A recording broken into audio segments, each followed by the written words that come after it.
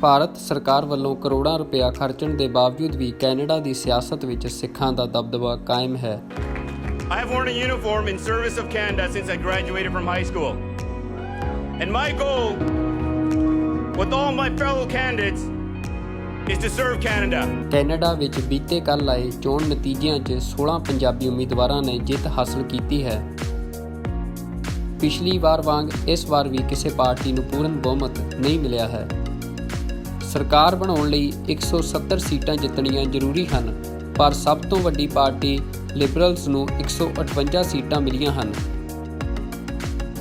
ਤਾਂ Justin Trudeau ਦੀ ਅਗਵਾਈ ਵਾਲੀ ਲਿਬਰਲ ਪਾਰਟੀ ਲਈ ਜ਼ਰੂਰੀ ਹੈ ਕਿ ਉਹ ਸਰਕਾਰ ਬਣਾਉਣ ਲਈ ਕਿਸੇ ਛੋਟੀ ਪਾਰਟੀ ਨਾਲ ਗੱਠਜੋੜ ਕਰੇ। ਇਹਨਾਂ ਹਾਲਾਤਾਂ ਵਿੱਚ ਬਾਜ਼ੀ ਇੱਕ ਸਿੱਖ ਦੇ ਹੱਥ ਹੈ। NDP ਦੀ ਅਗਵਾਈ ਕਰ ਰਹੇ ਸਿੱਖ ਨੌਜਵਾਨ ਜਗਮੀਤ ਸਿੰਘ ਦੀ ਪਾਰਟੀ ਨੂੰ 25 ਸੀਟਾਂ ਮਿਲੀਆਂ ਹਨ।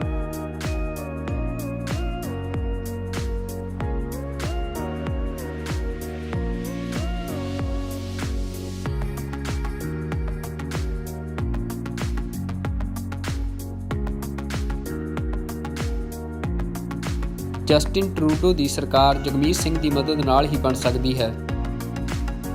ਜਗਮੀਤ ਸਿੰਘ ਨੇ ਬ੍ਰਿਟਿਸ਼ ਕੋਲੰਬੀਆ ਸੂਬੇ ਦੀ ਬਰਨਵੀ ਸੀਟ ਤੋਂ ਲਗਾਤਾਰ ਤੀਜੀ ਵਾਰ ਜਿੱਤ ਹਾਸਲ ਕੀਤੀ ਹੈ। ਕੈਨੇਡਾ ਦੇ ਰੱਖਿਆ ਮੰਤਰੀ ਹਰਜੀਤ ਸਿੰਘ ਸੱਜਣ ਨੇ ਵੈਨਕੂਵਰ ਸਾਊਥ ਤੋਂ ਲਗਾਤਾਰ ਤੀਜੀ ਵਾਰ ਜਿੱਤ ਹਾਸਲ ਕੀਤੀ।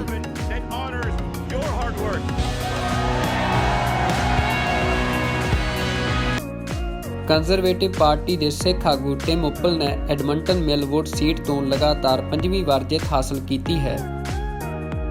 ਕੈਨੇਡਾ ਸਰਕਾਰ ਵਿੱਚ ਮੰਤਰੀ ਰਹੀ ਬੀਬੀ ਬਰਦਿਸ਼ ਕੌਰ ਚੈਗਰ ਨੇ ਵਾਟਰਲੂ ਸੀਟ ਤੋਂ ਮੁੜ ਜਿੱਤ ਹਾਸਲ ਕੀਤੀ। ਕੈਨੇਡਾ ਦੀ ਪਾਰਲੀਮੈਂਟ ਵਿੱਚ ਸਭ ਤੋਂ ਘੱਟ ਉਮਰ ਦਾ ਮੈਂਬਰ ਬਣਨ ਵਾਲਾ ਵੀ ਸਿੱਖ ਨੌਜਵਾਨ ਹੈ।